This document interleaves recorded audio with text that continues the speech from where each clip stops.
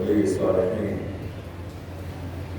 الحمد لله رب العالمين وحده لا شريك له، له الملك وله الحمد، يحيي ويميت وهو على كل شيء قدير. اللهم صل وسلم على عبدك ونبيك النبي الأمي محمد بن عبد الله وعلى آله وصحبه ومن تبعهم بإحسان إلى يوم الدين. عباد الله، أوصيكم ونفسي بتقوى الله سبحانه وتعالى الذي يقول في محكم تنزيله: أعوذ بالله من الشيطان الرجيم، بسم الله الرحمن الرحيم، وعبدوا الله ولا تشركوا به شيئا وبالوالدين إحسانا وبذي القربى واليتامى والمساكين والجار ذي القربى والجار الجنب والصاحب بالجنب وابن السبيل وما ملكت أيمانكم إن الله لا يحب من كان مختالا فخورا. ويقول المصطفى صلى الله عليه وسلم: من كان يؤمن بالله واليوم الآخر فليكرم جاره. ويقول أيضا: والله لا يؤمن ثم قال: الذي لا يأمن جاره فوائده. متفق عليه. Chers fidèles, bien-aimés, rendons ensemble grâce à Allah subhanahu wa ta'ala. Allah qui nous fait la grâce immense, la bonté infinie de continuer de nous donner le souffle de la vie, de nous permettre de vivre et d'avoir de la joie dans la vie. Nous demandons à Allah subhanahu wa ta'ala de répandre sa grâce et sa bénédiction sur le prophète de la miséricorde Muhammad sallallahu alayhi wa sallam, et de répandre sa grâce sur tous les croyants jusqu'au jour de la résurrection. Parce que nous soyons parmi ceux-là. Amen. Le Seigneur nous dit dans la sourate 4, sourate des femmes, verset 36, dans ce verset, Allah nous enseigne un pan entier du comportement social du musulman. C'est-à-dire dans la société, quelles sont les valeurs fondamentales que le musulman doit intégrer et pratiquer. Et Allah commence par dire: Wa'budullaha wa la tushriku bihi. Adorer Dieu et ne lui associer rien. Cela signifie quoi? Qu'il faut aimer Dieu plus que tout autre. Il faut se soumettre à Dieu plus qu'à toute autre chose. Il faut craindre d'une crainte révérentielle. Oui, parce qu'il y a une crainte de terreur. Lorsqu'on dit aux croyants de croire et de craindre Dieu, c'est une crainte d'amour. Parce que quand on aime quelqu'un, on ne veut rien faire pour lui déplaire. Dans notre vie de tous les jours, lorsqu'on a de l'estime pour quelqu'un, on évite de faire des choses qui vont l'énerver ou bien lui faire mal. C'est ce genre de crainte. Quand on dit craindre Allah, c'est donc une crainte révérentielle, une crainte d'amour. Alors, après avoir adoré Dieu seul, ne rien mettre au niveau de Dieu, ni à son niveau, ni au-dessus d'Allah. Ce verset continue de nous dire: Wabil-walidayni ihsana. Faites du bien à vos parents, à vos pères et mères, qui ont tant souffert pour vous, surtout à votre mère. Wabizil Kourba et vos proches, vos frères, vos sœurs, vos cousins, vos cousines, ainsi de suite. Dieu dit de faire du bien, de vénérer à la limite nos parents et de faire du bien à nos proches. Waliyatama wal masakin, de faire du bien aussi aux orphelins et aux nécessités. Waljar zil qurba, et le voisin proche sur le plan familial. Waljar al-junub, et le voisin aussi qui n'a pas de lien de famille avec vous. Wasahib bil-jamb, et votre voisin d'à côté. Vous êtes assis dans la mosquée, toi et quelqu'un, vous êtes assis côte à côte. C'est un voisinage. Vous êtes dans un véhicule, vous faites un voyage, tu es assis avec quelqu'un, côte à côte, c'est un voisinage. Votre lieu de travail, dans votre bureau, vous êtes assis avec quelqu'un dans le bureau, c'est un voisinage. Voilà, tous ces aspects doivent être bien compris par le musulman. Bonsoir, les gens, donc votre voisin, votre compagnon, votre collègue de travail, votre voisin dans la mosquée pendant la prière, pendant le voyage, vous devez faire toujours du bien. Voilà le salut et le voyageur des passages qui a des difficultés. Alors nous sommes maintenant, nous constatons avec amertume le renversement de certaines valeurs. Dans nos mosquées actuellement, beaucoup de gens se présentent à nous pour dire moi je suis voyageur, je suis venu de tel pays, je m'en vais dans tel pays, j'ai des problèmes. Mais quand il vient dans cette mosquée ici, à Arafat, il vient donc demander des lettres, on lui donne lettres. Le vendredi prochain, il est dans la mosquée voisine, et ainsi de suite. S'il vient, on est obligé d'être méfiant. Il est arrivé des cas où on a dit, tu veux aller où? Il dit, moi je vais à Boaké. On dit, bon, alors, on va t'accompagner à la gare, on va prendre ton billet. Mais sur la route, entre la mosquée et la gare, ils disparaissent. Parce que c'est un menteur, c'est un imposteur. Et oui, malheureusement, ça aussi, ça existe dans nos mosquées. Mais cela ne doit pas empêcher le fidèle sincère. On ne doit pas donc frapper tout le monde avec le même bâton. Pour dire, ah non, ils sont tous menteurs. Non, nous devons faire preuve de discernement et choisir de ne pas frapper tout le monde avec le même bâton et découvrir les imposteurs. Notre propos aujourd'hui, voilà toute une liste des personnes que nous devons faire, envers lesquelles nous devons faire du bien. Aujourd'hui, notre sermon, nous allons nous attarder un peu sur une seule catégorie. Ce sont les voisins.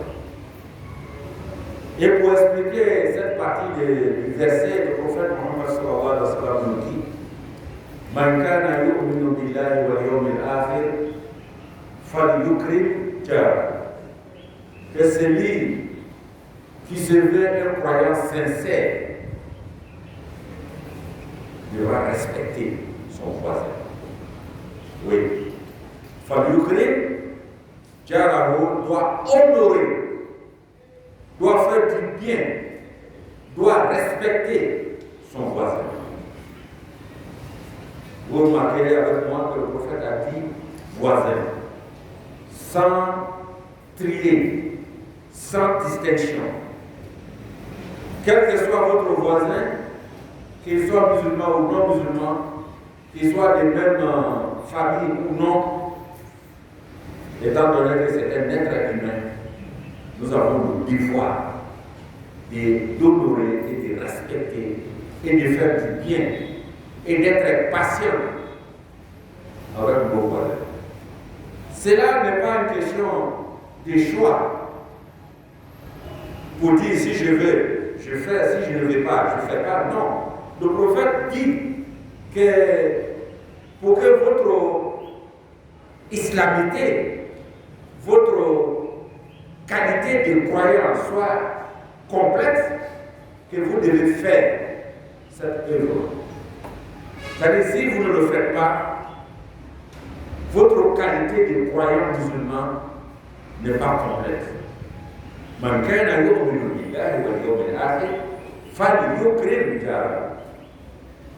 Si tu veux être un bon croyant, tu dois donc intégrer cette valeur qui dit qu'il faut honorer, faire du bien, vers tes voisins. Mais le prophète va loin. Il était assis avec ses compagnons, il dit Wallah il a aimé. Il dit je jure par Dieu, ne peut pas être un bon croyant. Il a répété, les compagnons ont dit mais prophète, qui ne peut pas être un bon croyant? Il a dit Man la celui dont les voisins ne sont pas à l'abri de ses méfaits. C'est-à-dire qu'il n'a pas arrêté à se retenir. Il fait toujours du mal à ses voisins. Le prophète dit que tu n'es pas un croyant, un bon croyant. Comme pour appuyer ce que je viens de dire, que votre qualité de bon croyant, de bon musulman, dépend du comportement que vous avez vis-à-vis de vos voisins.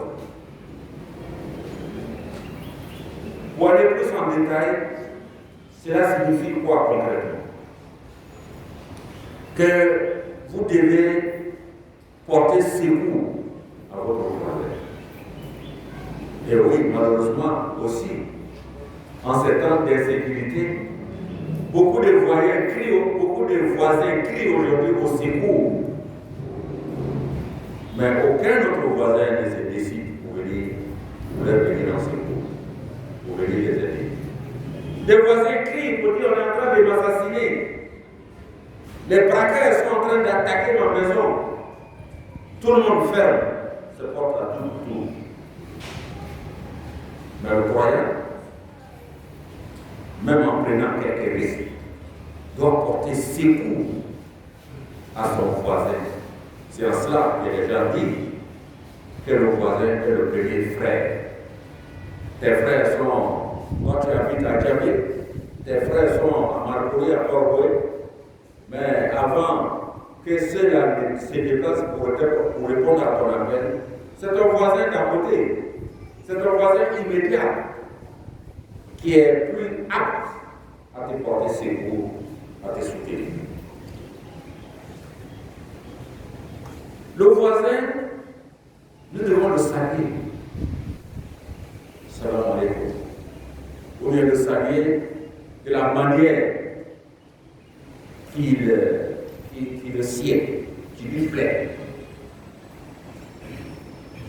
Le voisin, nous devons éviter de lui faire du tort. Parce que dans beaucoup de nos quartiers, les eaux usées des uns, quand on finit de laver les habits, quand on construit un WC sans plus perdu, on laisse couler l'eau vers le voisin. Mais ça, c'est très grave. Sur le plan spirituel, sur le plan sanitaire et sur le plan de la sécurité.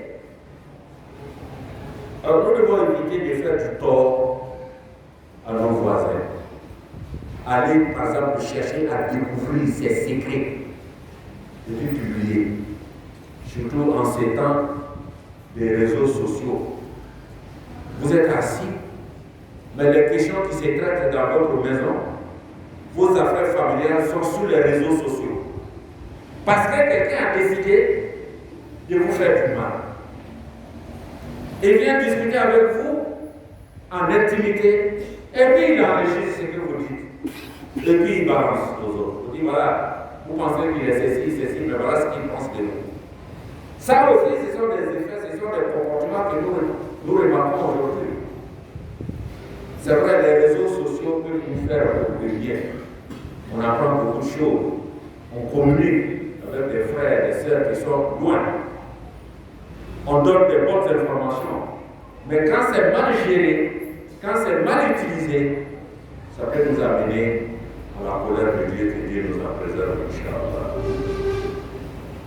En gros, nous devons être bienfaisants envers nos voisins, dans la parole et dans les actes.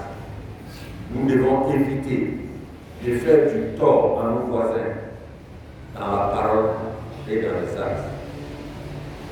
Et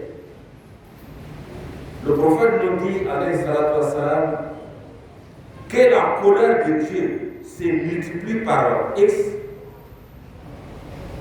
lorsque tu fais certains torts à ton voisin. Nous savons que Dieu n'aime pas le vol. Mais celui qui a volé son voisin, la colère de Dieu se multiplie. Parce que tu as volé un, et puis c'est chez ton voisin que tu as volé. La fornication, c'est-à-dire les relations intimes en dehors du mariage.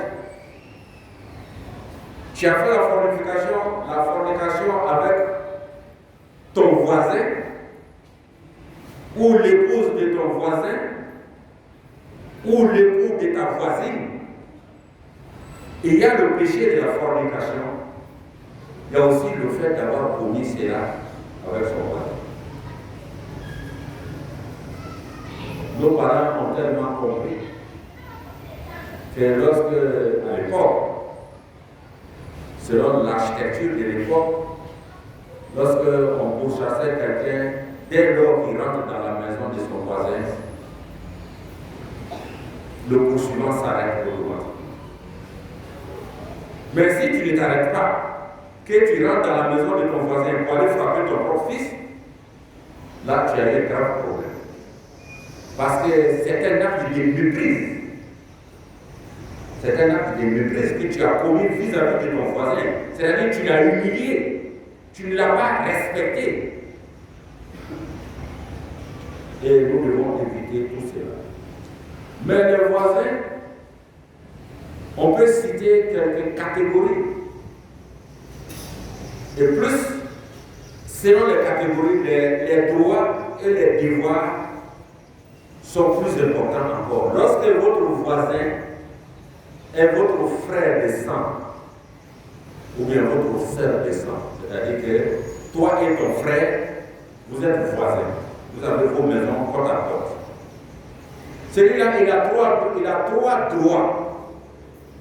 Et tu as trois devoirs vers lui et lui aussi vers toi. D'abord, le droit de fraternité. Vous êtes les mêmes sang, vous êtes frères, vous êtes les mêmes familles. Ça, c'est bien. Si vous êtes de la même religion, ça fait le deuxième droit. Mais si vous êtes aussi tous, et vous l'êtes, si vous êtes des êtres humains, ces droits entre êtres humains est toujours permanent. Ce sont les autres droits qui viennent s'ajouter. Ou vous êtes des frères et sœurs, vous êtes des mêmes religions, c'est ces droits-là qui s'ajoutent, mais le droit de faire du bien à notre frère ou à notre sœur humain s'impose toujours à nous. Voilà, chers frères et sœurs, une conduite, un comportement social. Si nous avons du bon voisinage, qu'est-ce que nous gagnons? Si tu es d'accord avec tes voisins, vous vous respectez, vous faites du bien, vous gagnez quoi? Alors, la première des choses que vous gagnez, c'est que la solidarité va se développer entre vous. Quand quelqu'un a un bonheur, les autres viennent participer. Quand il a malheureusement un malheur, les autres viennent compatir. Deuxièmement, il va y avoir la sécurité qui va découler de la confiance. s'établira entre vous. Si tu es d'accord avec tes voisins,